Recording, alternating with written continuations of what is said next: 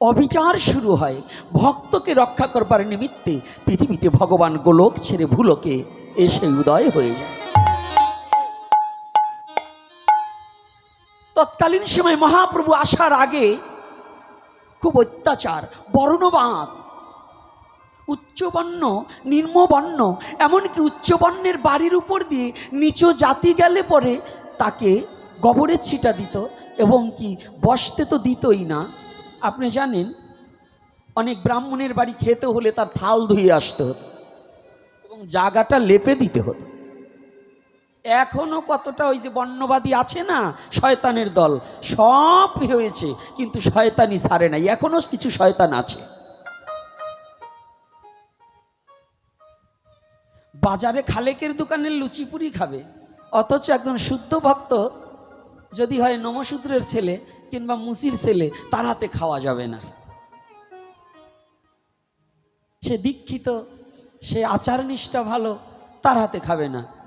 কিন্তু প্রস্রাব করে হাত পাও ধয় না, খালেকের দোকানের সিঙ্গারা পুরি খুব ভালো লাগে। এই আপনাদের সিলেটের আবার ডাল পুরি, আবার পুরি কই আবার কোন জ্বালায় পড়ব।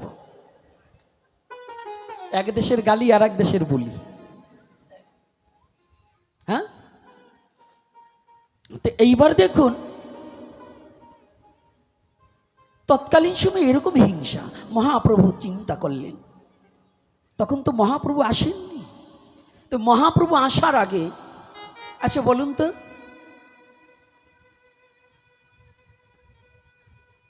খাবারের আগে থাল ধুতে হয় না খাবারের পরেও ধুতে হয়?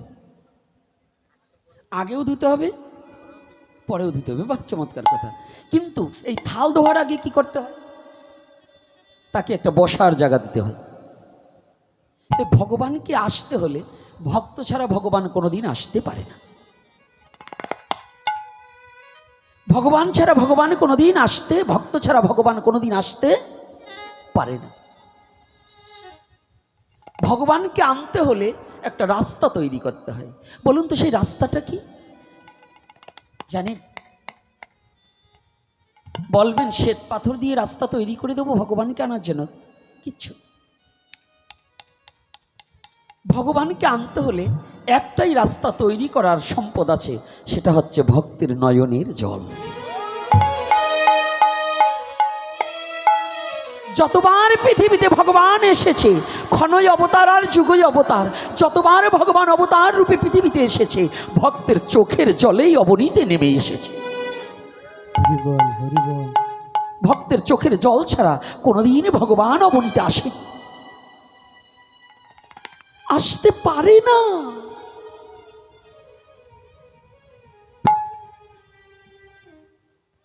ফ্যানটা একটু দূরে দাও, আর একটু দূরে দাও, আরো এক হাত দূরে দাও। হ্যাঁ, হালকা ভাবে আসবে। হ্যাঁ, ঠিক আছে।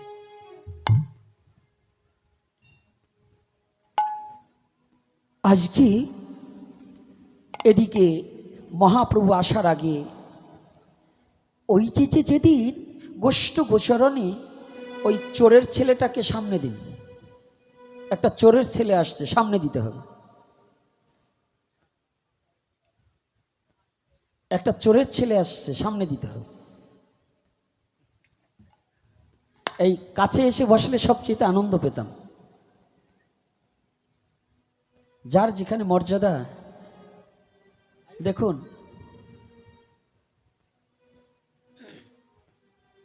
যাক, যে যেখানে বসে একটা আসন দিতে হবে, একটা আসন অবশ্যই দিতে হবে, কারণ এখানে সম্মানটা দান করতেই হবে।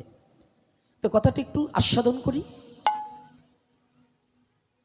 ভগবান আসে কিসে? ভক্তের চোখের জলে। যখন দাপর যুগে গোষ্ঠ গোচরণে মা যশোমতী গোপালকে যেতে দেয়নি, ভগবান কৃষ্ণ এই গৌরকে জানেন? গৌরকে জানতে হবে আগে, গৌরকে আগে বুঝতে হবে, না বুঝলে বুঝতে পারবেন না গৌর তত্ত্বটা কি। চৈতন্য চরিতামৃতে বলছেন, রাধা কৃষ্ণ এক আত্মা দুই দেহ ধরি অনন্য বিলাস রস আস্বাদন করি, এবে দুই দেহ হইয়ে এক ঠাই ভাব আস্বাদিতে হলেন আমার চৈতন্য গোসাই।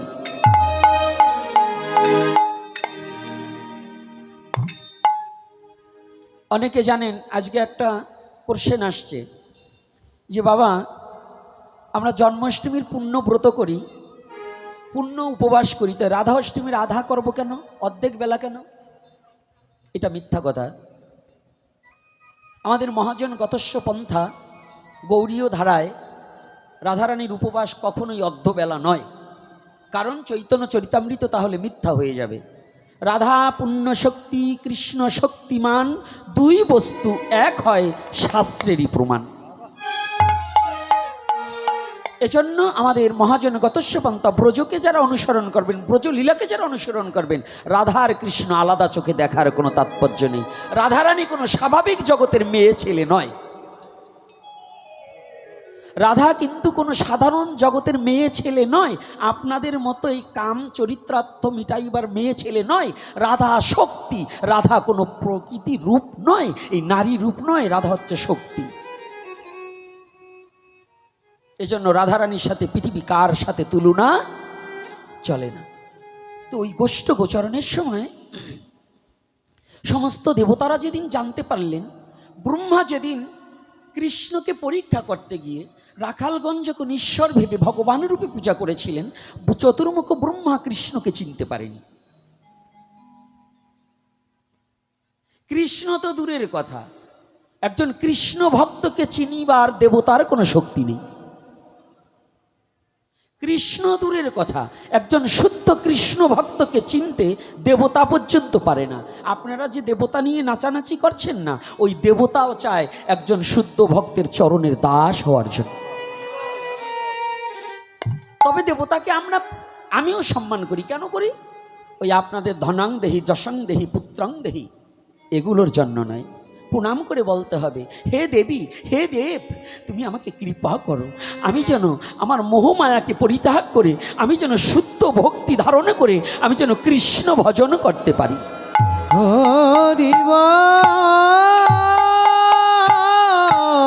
আমি যেন শুদ্ধ কৃষ্ণ ভজন করিতে পারি, এটাই আমাদের প্রাপ্তি। আজকে যে দেবতার পুজো করছেন না, সমস্ত ব্রহ্মা যেদিন গরু চুরি করেছিলেন, ব্রহ্মা তো একটা চোর, গরু চোর। আপনাদের সৃষ্টিকর্তা ব্রহ্মা না, গরু চোর। বাবারে, যারা ব্রহ্মা পুজো করে ওরা তো রেগে ফুলে যাচ্ছে, তাই না? আমি সত্যি কথা বলছি, শাস্ত্রে বলছে, আমি বলবো না কেন? আমার ভগবানের গরু চুরি করেছিল, করেছে নেই? তবে এই চুরিটা একটু ব্যতিক্রম, কৃষ্ণ চোর। তবে কৃষ্ণ হচ্ছে চিত্ত চোর আর ব্রহ্মা হচ্ছে গরু চোর। বলো না, রাধে রাধে।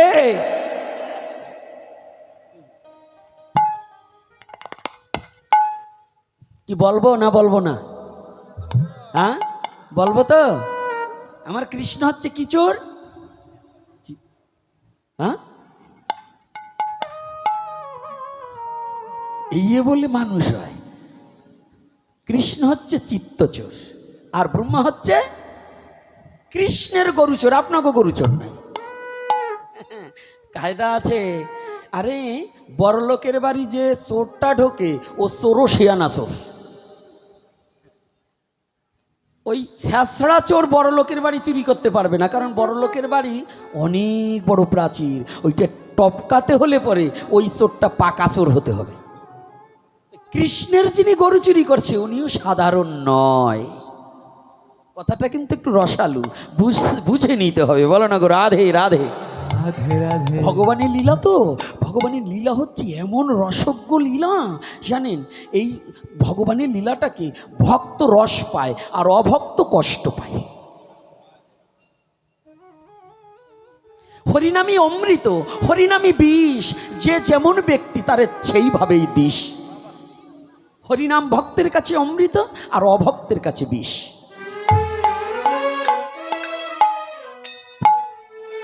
কি ভক্তের কাছে কি? রাগ করবেন না। দেখেন, ঠাকুর অনুকূলচন্দ্রকে আমি প্রণাম করি। ঠাকুর অনুকূলচন্দ্র তিনি বললেন, জয় রাধে রাধে, কৃষ্ণ কৃষ্ণ গোবিন্দ গোবিন্দ বলমন। যান, এই দোল উৎসব কিন্তু ঠাকুর অনুকূলচন্দ্রের পুণ্যভূমিতে হয়। কিন্তু এই অনুকূলচন্দ্রের অনুসারীরা তারা আবার কি করছে জানেন? ঠাকুর বললেন জয় রাধে রাধে, কৃষ্ণ কৃষ্ণ গোবিন্দ গোবিন্দ বলমন। ওনারা মুখে বলে কিন্তু কাজে করে না, কারণ কাজে অনুকূলচন্দ্রের শিষ্যরা অনেকেই ঘরে রাধা গোবিন্দ এবং নিতাই গৌর রাখে না, খালি ঠাকুরকে রাখে। জেনে রাখবেন আপনার জন্ম বৃথা। যারা নিতাই গৌরকে, কলির যুগে নিতাই গৌরকে বাদ দিয়ে যারা ভজন করছেন, তার এ জন্মে আসার যাওয়া আর ছাগলের জন্মগ্রহণ করা একই কথা। নিতাই গৌরকে বাদ দিয়ে কোনো ভজন দাঁড়াতে পারে না, না, না। যদি কোনো যুক্তি, তর্ক, শাস্ত্র, কবে বসবেন, কোন দিন বসবেন, আমি আছি। আমার দেহে বিন্দু মাত্র রক্ত থাকতে নিতাই গৌরকে অস্বীকার করে যে ভজন করে, আমি তাকে মানি না, মানি না, মানি না। তবে ঠাকুর কিন্তু এটা করেনি, এটা তার অনুসারীরা কিছু সংখ্যক লোকে এটাকে পরিচালনা করছে, ঠাকুর কিন্তু করেনি। আমি ঠাকুরকে আমি এ কথা বলতে পারবো না, কারণ এই যে আমাদের বৈষ্ণবরাও আবার কিছু উদ্ভট বৈষ্ণব হয়ে গেছে না, এই উদ্ভট বৈষ্ণবরাও এরকম কিছু তালে গোলেমালে পাকিয়ে নিচ্ছে। অনেকে দেখি গুরুদেব আর ভগবান এক জায়গা রাখছে, এগুলোও রাখা যাবে না। ভগবানের জায়গা ভগবানের জায়গায়, আর গুরুর জায়গা গুরুর জায়গায়। তা আজকে দেখুন, ব্রহ্মা যেদিন ভগবানের গরু চুরি করার পরে যখন গুহার মধ্যে লুকিয়ে রেখেছিল, শুধু গরু চুরি করেনি, সমস্ত রাখালগণকে পর্যন্ত ওই গুহার মধ্যে ঢুকিয়ে দিয়ে আর একটা পাথর দিয়ে আটকিয়ে রাখলেন। ভগবান তুমি কেমন ভগবান, আর কি সবগুলোকে আটকিয়ে রাখবো, দেখবো তুমি কেমন ভগবান। আমার কৃষ্ণ জানতে পারলেন, কৃষ্ণ বললেন, ব্রহ্মা আমার সাথে চালাকি, এইবার দাঁড়াও। এদিকে আবার লীলা তো চমৎকার লীলা। ব্রজ মায়েরা শ্রীদাম সুদাম দম্ব সুদাম যারা ছিলেন সখাগণ, তারা ওই শ্রীদাম সুদাম মা বলে ডাকলে যত শান্তি না পেতেন, গোপাল যদি একবার ডাক দিতেন 1000 গুণ শান্তি পেতেন। তাই ওই ব্রজঙ্গনা মায়েরা সদা সর্বক্ষণ প্রার্থনা করতেন, হ্যাঁ কৃষ্ণ যদি আমাদের পুত্ররূপে মা বলে ডাকত, কৃষ্ণ যদি পুত্র রূপে আমাকে মা বলে ডাকতো, তাহলে কত আনন্দ না হতো। ভগবান বললেন, আমি তো ভক্তবাঞ্ছা পূর্ণকারী। তা আজকে যেদিন ব্রহ্মা ভগবানকে চুরি করে রেখে দিয়েছিল না, সেদিন ভগবানের অঙ্গকান্তি থেকে আবার নবলক্ষ ধেনু এবং শ্রীদাম সুদাম সুবল দম্ব সুদাম সবাইকে ভগবানের অঙ্গকান্তি থেকে মায়ার দ্বারা সৃজন করে নিলেন। ব্রহ্মা যাদেরকে ঢেকে রেখেছে, কৃষ্ণ কিন্তু তাদেরকে নেয়নি। আজকে গোষ্ঠ গোচারণ করে উত্তরাগোষ্ঠে বাড়ি যাচ্ছে, আজকে ঘরে ফিরে যাচ্ছে সমস্ত গোধন নিয়ে, আবার সখাদের নিয়ে। বলুন তো, আজকে যে সখারা, এরা কারা? আজকে সখারা কারা? আজকে কিন্তু শ্রীদাম সুদাম নয়, ওই রূপে কিন্তু সবাই কৃষ্ণ। বলো না গো রাধে রাধে। আজকে সবাই কৃষ্ণ ঘরে ফিরে গেলেন। এতদিন শ্রীদাম সুদাম সুবল ডাকলে যে আনন্দ পেয়েছে না, আজকে যখন মা বলে পদ থেকে ডাকছে, আজকে যেন কোটি কোটি সুখ উপলব্ধি করছে সবাই। এ কি, আমার পুত্র এত মধুর করে ডাকলো কি করে গো? এমন ডাক নিশ্চয়ই কানাইয়ের কাজ। কানাই ভিন্ন এমন মধু কেউ দিতে পারে না। ওরে কানাই দুষ্ট হলেও কানাইয়ের বদনে যে কি মধু গো। বলে না গো রাধে রাধে। জানেন, মানুষের মধ্যেই কারো বদন দেখলে পরে কত আনন্দ বাড়ে, আর কারো কারো বদন দেখলে মনে ভাবি ওটা সরলেই বাসে। বলেন, কারো কারো কণ্ঠ, বাবা একটু এদিকে আসো, এই এদিকে আসো, সুরেই অসুর, সুরেই অসুর। অসুর চিনতে বেশি সময় লাগে না, এই সুরটাই অসুর। যেমন আমার এই যে কথাবার্তা যা অসুরের মতো, সুর নেই। সুর মানে দেবতার, অসুর মানে যার কোনো কিছুই ভালো না। আমি তো সেই অসুরের দলে। তা আজকে দেখুন, যখন আবার ফিরে এসেছে, পরের দিন সকালে গোধন নিয়ে, লীলাটা সংক্ষিপ্ত, আবার মহাপ্রভুকে আনতে হবে, এই জন্য সেরে আনছি, না হলে এই লীলাটুকের উপরে 3 দিন আলোচনা করতাম। কিন্তু একটু পূর্বলীলা টার্স না দিলে গৌরকে বুঝতে পারবেন, তার পার্শ্বদেরকে কেউ চিনতে পারবেন না। এই জন্য পূর্বলীলা একটু টার্স দিয়ে আসি, তারপরে বলবো। আজকে যখন আবার গোষ্ঠী গমন করেছে ব্রহ্মা, দেখে ব্যাপার কি, ওদের যেভাবে আমি রেখে আসি তারা তো বেরোনোর কথা না, তো কৃষ্ণ দিয়ে আবার সবাইকে নিয়ে আসছে। এই কারণ ব্রহ্মা তো উড়িয়ে গেলেন, গিয়ে দেখেন না উনি যে ঢাকনাটা পাথর দিয়ে দিয়ে রেখেছে ওটা ঠিক সেইভাবেই আছে। তো একটু ফাঁক করে দেখে, ভিতরেও যারা বাহিরেও তারা। বাহ, গৌর হরি বল। ভিতরেও যারা বাহিরেও যারা, হ্যাঁ, সনাতন ধর্ম যাহা কি সেই ব্রহ্মাণ্ডে তাহাই দেহ ভাণ্ডে। এই জন্য বাহিরেও যারা ভিতরেও তারা। এজন্য কি বলছে, আগে মন ঘরের খবর জান, আগে মন ঘরের খবর জান, আগে মন ঘরের খবর জান, আগে ঘরের খবর জান, আগে ঘরের খবর জান, আগে ঘরের খবর জান। এই ঘরে তোর কে আসে যায়, আরে এই ঘরে তোর কে আসে যায়, কে সেই ভগবান। ঘরের খবর জান, আগে ঘরের খবর জান, আগে ঘরের খবর জান, ও মন ঘরের খবর জান। বলি এই ঘরে তোর কে আসে যায়, হায় রে এই ঘরে তোর, বলি এই ঘরে তোর কে আসে যায়, কে সেই ভগবান রে। ঘরের খবর জান, আগে ঘরের খবর জান, ও মন ঘরের খবর জান, আগে ঘরের খবর জান। এই জন্য শাস্ত্রকার বললেন, বাহিরেও যারা ভিতরেও তারা। ব্রহ্মা দেখছে ভিতরে যারা বাহিরেও তারা। একই আমি ভেবেছিলাম ছেলেরা বোধহয় জাদু জানে, তাই বাহিরে এসেছে। একই আমি কি দেখেছি, অবাক করা কাণ্ড নয়। চতুর্মুখ ব্রহ্মা আপনাদের সৃষ্টিকর্তা বোকা হয়ে গেছে। ভগবান মনে মনে চিন্তা করলেন, ব্রহ্মা তুমি তো চতুর্মুখ ব্রহ্মা, তুমি ব্রহ্মলোকের ব্রহ্মা নও, তুমি চতুর্মুখ ব্রহ্মা। তোমাকে একটু দায়িত্ব দিয়েছি, তাইতে তোমার এতই অহংকার। তুমি আমার শ্যামলী ধবলীকে চুরি করলে, আমার সখাগণদের যাদের বদন না দর্শন করে আমি বিন্দুকাল থাকিতে পারি না, আমি ক্ষণকাল যাদের বদন না হেরে থাকিতে পারি না, পারি না। তাদের আজ আমার কাছ থেকে লুকাইয়ে তুমি চুরি করে রেখে যে অপরাধ করেছ, এ জন্য তোমার শাস্তি ভোগ করিতে হবে।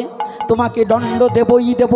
কেন জানো না, যে আমার ভক্তকে আলাদা করিতে চায় আমা হইতে, আমা হইতে, আমি পূর্বে নারদকে বলিয়াছি, নাহং বৈকুণ্ঠে যোগিনাং হৃদয়ে নাচা মদ ভক্ত যত্র গায়ন্তি তত্র তৃষ্টামি হে নারদ। নারদ, আমি বৈকুণ্ঠে থাকি না, যোগী হৃদয়ে থাকি না, কিন্তু আমার ভক্ত ছাড়াই আমি ক্ষণকাল দূরে থাকিতে পারি না। আজ যেমন করে তুমি আমার ভক্ত হইতে আমাকে দূরে সরিয়ে রেখেছ, এজন্য তোমার কাঁদিতে হইবে,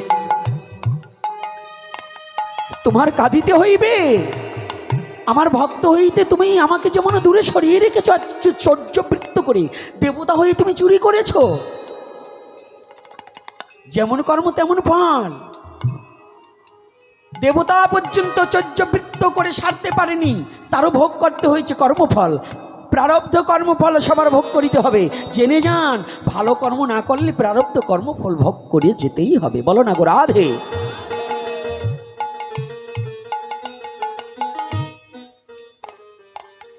ব্রহ্মা একে, একে একে আমি একটু ধ্যান করে দেখি তো, তো সাধারণ ব্যক্তি নয়। চতুর্মুখ ব্রহ্মায় আমার ধ্যান করে লাগিল, ধ্যানের ঘরে স্বয়ং নারায়ণ কৃষ্ণ রূপে এলো।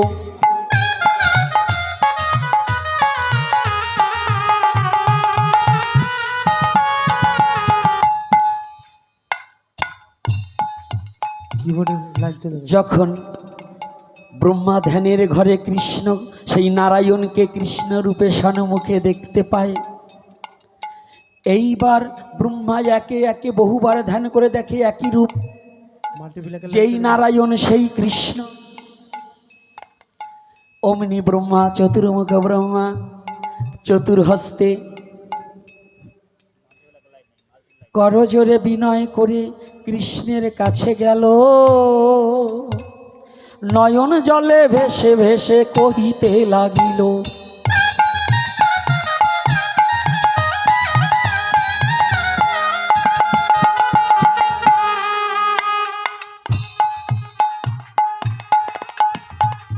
চরণে পড়িয়া বলছে পিতা ক্ষমা করো মোরে,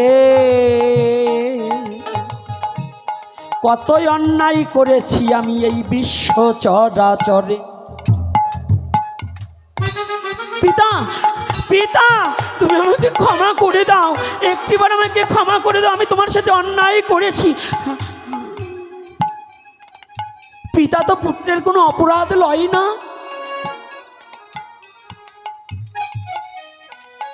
ভগবান বলছে কে তোমার পিতা? তোমার পিতা তো নারায়ণ, তোমার পিতা নারায়ণ। ব্রহ্মা বলছে তুমি সেই নারায়ণ, কারণের সর্বকারণের কারণ।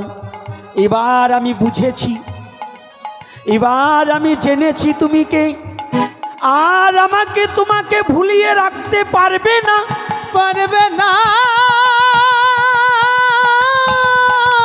এবার আমার ভুল ভেঙেছে, আমার ভুল ভেঙেছে। তুমি কে আমি বুঝতে পেরেছি, তুমি কে আমি জানতে পেরেছি। শুধু আমি নয়, আজ আমি উচ্চ কণ্ঠে কহিতেছি, হে জগৎবাসী শুনে নাও। কি শুনবে জানো? ঈশ্বর পরম কৃষ্ণ সচ্চিদানন্দ বিগ্রহ অনাদির আদি গোবিন্দ সর্ব কারণের কারণ। কারণ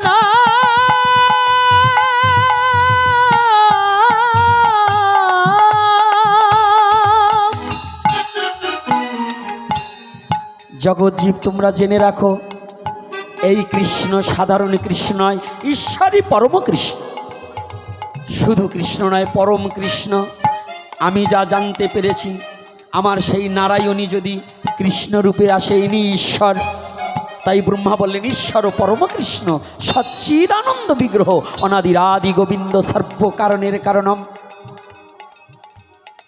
যখন চরণ ধরে পড়ে গেল, ভগবান কৃষ্ণ বললেন ব্রহ্মা তোমার অহংকার বেড়েছিল, তুমি আমাকে পরীক্ষা করেছিলে, আমার ভক্ত হইতে আমাকে দূরে সরিয়ে রেখেছ, তোমাকে করি অভিশাপ, জন্ম লইবে ব্রাহ্মণের ঘরে, উচ্ছিষ্ট খাইবে ভিন জাতির ঘরে, যাও। বললেন তাহলে কি আমি মুক্তি পাবো না? বললেন পাবে মুক্তি, তবে শোনো তুমি আমার আগে যাইবে, তুমি যেহেতু ক্ষমা চেয়েছো আমি তোমাকে ক্ষমা করিব। তুমি আমার আগে যাবে, বয়সে আমার বড় হবে, তবে শোনো ব্রহ্মা তোমাকে আশীর্বাদ করি, যেদিন আমার দাদা বলরাম নিতাই রূপে যাবে, আমি যেদিন গৌরাঙ্গ রূপে কলিতে অবতীর্ণ হব, সেদিন নিতাই চাঁদের বদন হইতে হরিনাম শ্রবণে করে তোমার হরিনামে পাগল হইবে, তোমার নাম হইবে হরিদাস।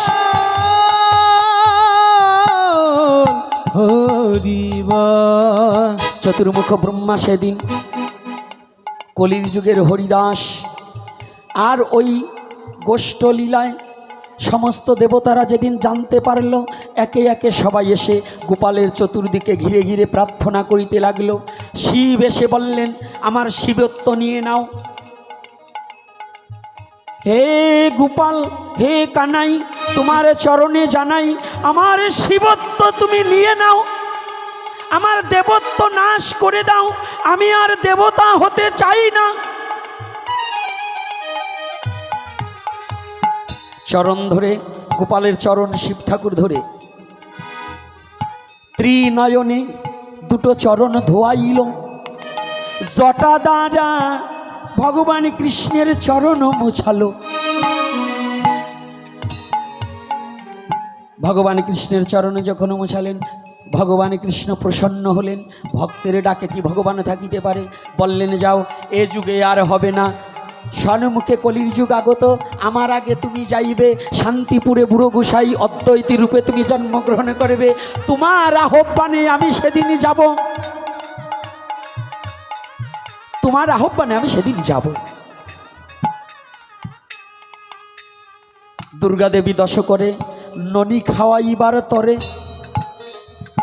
গোপালের কাছে যেদিন প্রার্থনা করিল, একবার আমায় মা বলে ডাকো, আমার পরাণ জুড়াও। গোপাল বললেন, এ যুগে হবে না, আমার কথা নেবে, এ যুগে আমার মা যশোমতীর হাতেই খেতে হবে, এ যুগে মা যশোমতী ছাড়াই আমি তোমার হাতে খাবো না, আর তোমাকেও মা বলে ডাকবো না, ডাকবো না। শোনো দুর্গা দুর্গতি নাশিনী, আজ আমি তোমাকে বলি, শান্তিপুরে অদ্বৈত যাবে, তুমি হবে অদ্বৈতের ঘোরণী, সীতা ঠাকুরানী। আমি সেদিন তোমাকে মা বলে ডাকবো, আমি গৌর রূপে তোমার হাতে সেবা করব। কথাটা বোঝা যাচ্ছে তো? নারদেশে শ্রীবাস হলো, বলরাম নিতাই হলো, রাধা আর কৃষ্ণ দুহু অঙ্গ এক অঙ্গ হয়ে গেল, রাধা শক্তি এসে গদাধর হয়ে জন্মগ্রহণ করিল। এই যে পঞ্চতত্ত্বের পরিচয়, ইহা জানিতে হইবে, এটা না জানলে পরে লীলা স্মরণ হবে না বিশ্ব চরাচরে। এজন্য কীর্তনে আগে গৌর লীলা স্মরণ করতে হয়, না হলে রাধা কৃষ্ণ লীলা বুঝবে না গো, বুঝবে না। আর গৌর লীলাকে ফুটিয়ে তুলতে হলে পূর্বের লীলাকে একটু টান দিতে, নাকি? না টান দিলে হবে গো, হবে না। তো আজকে কি করেছি জানো? ভালো করে বুঝুন। এই বিগ্রহটা যারা করেছে সেই